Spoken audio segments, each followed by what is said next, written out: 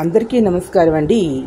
Bachirao as స్కూల్కి welcome అండి. ఈరోజు మన కరెంట్ అఫైర్స్లో సమానత్వం, సమిష్టి శ్రేయస్సు, సుస్థిరాభివృద్ధి, నవ్య ఆవిష్కరణలకి వికసిత్ భారత్ 2047 లక్ష్యము అనేది గుర్తుపెట్టుకోండి. కృత్రిమ మేధ ఏఐపై 2035 నాటి భారత ఆర్థిక వ్యవస్థకు అదనంగా 1.7 లక్షల కోట్ల డాలర్ల సంపద అనేది కృత్రిమ మేధ మీద వస్తుంది అనేది అంచనా.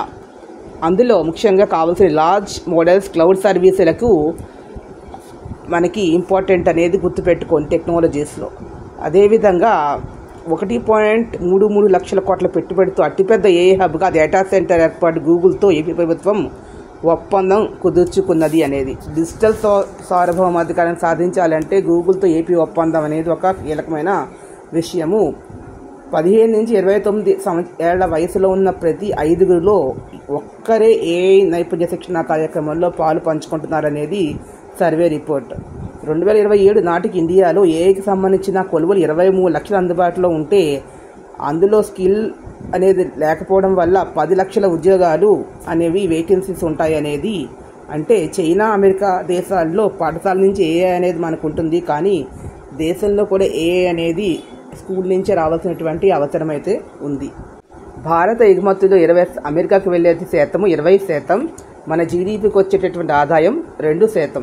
2024-25 ఆర్థిక సంవత్సరంలో అమెరికాకి భారత్ 8,657 కోట్ల విలువైన ఎగుమతులు చేసింది అనేది ఇక్కడ గుర్తుపెట్టుకోండి. మన ఎగుమతుల్లో ముఖ్యమైనటువంటివి ఎలక్ట్రిక్ సామాగ్రి, ఔషధాలు, నగలు, వజ్రాలు, రత్నాలు, జౌలి, పెట్రోలియం ఉత్పత్తులు ఎగుమతులు. మిగతావి తీసుకున్నట్లయితే మధ్యస్థ విలువ జోడించినటువంటి వస్తువులు భారత్ ఎగుమతులు అనేది. R&Dకి 2008లో జీడిపి వాటా 0.86% అయితే 2021 అది 0.65% తగ్గింది. అంటే మన R&Dకి జీడిపి వ్యయం అనేది తగ్గుతూ ఉంది. భారతదేశంలో R&D ఖర్చు పెట్టి వ్యయం అత్యధిక వాటా 36% ప్రైవేటు రంగానిది అనేది ఇక్కడ గుర్తుపెట్టుకోండి. జపాన్లో జీడిపిలో R&Dకి జీడిపి వ్యయం 5.2% ఉంటే చైనా 3.41%గా ఉంది.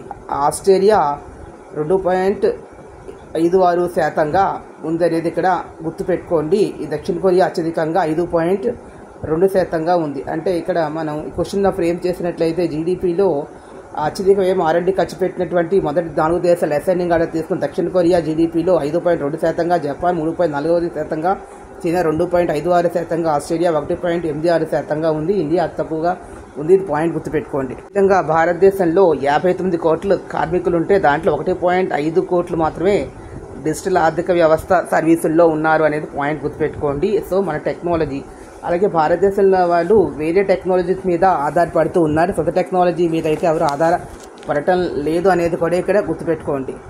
ఐక్యరాజ్య సమితి అనుబంధ సంస్థ ప్రపంచ ఆహార వ్యవసాయ సంస్థ FAO 1945 అక్టోబర్ 16 ఏర్పడింది. ఇది ఫర్ జనరల్ స్టడీస్, ఇది వెరీ జనరల్ నాలెడ్జ్ ఉపయోగం. ఈ పాయింట్ గుర్తుపెట్టుకోండి.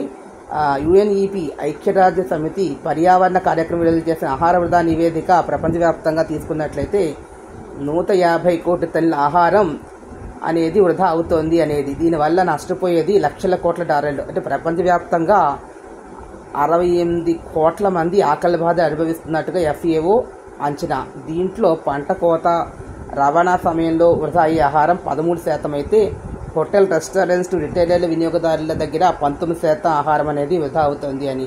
అంటే ఆహారం చెత్తబుట్టలోకి వెళ్తున్న, అత్యధిక ఆహారం చెత్తబుట్టలోకి చెప్తున్నటువంటిది వృధాగా వేస్తున్న దాంట్లో చైనా తర్వాత స్థానం ఇండియాదే. మన దేశం ఎంత అంటే 7.82 కోట్ల టన్నుల ఆహారం అనేది వృధాగా పోతుంది. ఇందులో ఏముంది, ఇవి పెద్ద చిన్న క్వశ్చన్స్ కదా అనుకుంటాం, కానీ ఇలాంటివి అడుగుతూ ఉంటారు. ఇవే మనం తప్పు పెడుతూ ఉంటాం. అక్టోబర్ 16, 17 పెడతాం, 45, 44 ఇలాంటి డౌట్లు వస్తుంటాయి కదా. ఇలాంటివి కూడా వెరీ వెరీ ఇంపార్టెంట్ గుర్తుపెట్టుకోండి. ఇది ఇంపార్టెంట్ సబ్జెక్ట్ అనేటటువంటి ఆహార ధాన్యాలు వృధా సంబంధించి మనం తీసుకున్నట్లయితే.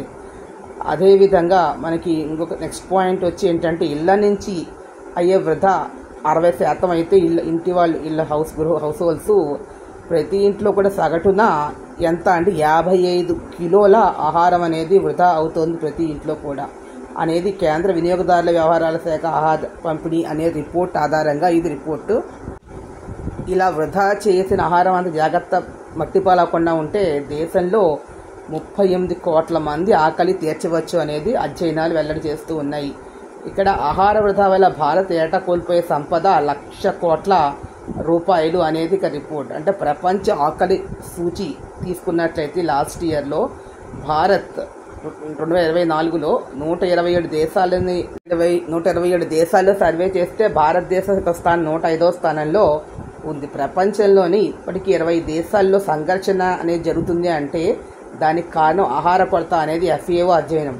సుస్థిరాభివృద్ధి లక్ష్యంలో భాగంగా 2030 నాటికి ప్రపంచంలో ఆకలి కేకలను అంతం చేయాలనేది ఐక్యరాజ్య సమితి నిర్దేశించుకున్నటువంటి విషయంగా ఉంది. ఇక నెక్స్ట్ వచ్చి మనకి ఎక్కడైతే ఆహారం కుళ్ళిపోతుందో ఈ ఆహారం కుళ్ళిపోయి ఉండడం వల్ల రోడ్ల మీద పడవేసి ఆహారం కుళ్ళిపోవడం వల్ల అక్కడ వచ్చేటటువంటి గ్యాసెస్ ఏంటంటే మీథేన్ వంటి గ్రీన్ హౌస్ వాయువులనే విడుదలవుతూ పర్యావరణానికి తీవ్రంగా హాని చేస్తూ ఉన్నాయి. అంటే ఇక్కడ మనకి ప్రపంచవ్యాప్తంగా ఇలా కుడిన ఆహారం నుంచి వెలువడుతున్న మీథేన్ వాయువులో 8 నుండి 10% ఈ ఆహార వృధా వల్లనే వస్తుంది అనేది రిపోర్టు. ఇక్కడ పండ్లు కూరగాయలు భారతదేశంలో ఉత్పత్తి అయినటువంటి పండ్లు కూరగాయల్లో 30 నుంచి 40% వృధా అవడానికి నిల్వ సౌకర్యం లేకపోవడం వల్లే వృధా అవుతున్నాయి అనేది రిపోర్ట్. సో ఈ వీడియో మీకు నచ్చినట్లయితే ప్లీజ్ సబ్స్క్రైబ్ మై ఛానల్. మరిన్ని కొత్తవి ముందుకు వస్తాను. Thank you to all.